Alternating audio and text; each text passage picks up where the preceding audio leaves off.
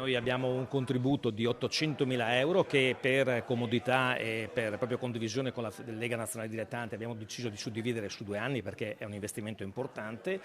E una parte importante di questo contributo sarà destinata alla formazione, una parte alla manutenzione degli impianti che sono già esistenti e un'altra parte ovviamente per gli impianti che devono essere implementati laddove, come è stato detto quest'oggi, non si sa che ci sono oppure servono perché non sono stati mai installati.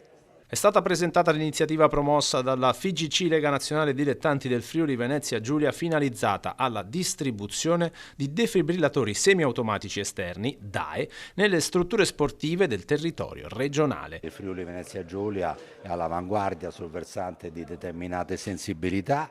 Questa riguarda la tutela della salute dei tesserati, un'iniziativa fondamentale su un problema che è un problema fisiologico.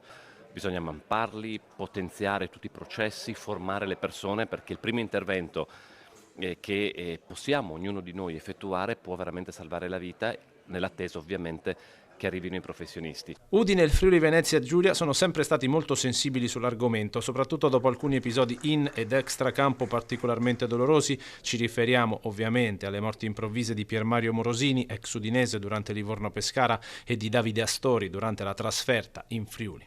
Mi sento di dire che sono onorato di rappresentare questo territorio che è così attento a tutte queste esigenze che nascono appunto dalle società, ma dall'aspetto sociale poi, perché giustamente, come ha detto il Presidente Federica, il fatto che siano state salvate 7 vite, anche se non sui campi di calcio, dimostra che questa è un'iniziativa molto importante. Un'iniziativa che pone il Friuli Venezia Giulia all'avanguardia rispetto alle altre regioni italiane e sicuramente da copiare per il resto dell'Italia. La formazione estesa ai dirigenti, ai tecnici, ai ragazzi che praticano lo sport è una formazione che poi diventa 10 volte più importante perché ne parlano a casa, ne parlano con i loro amici, verosimilmente lo postano sui social.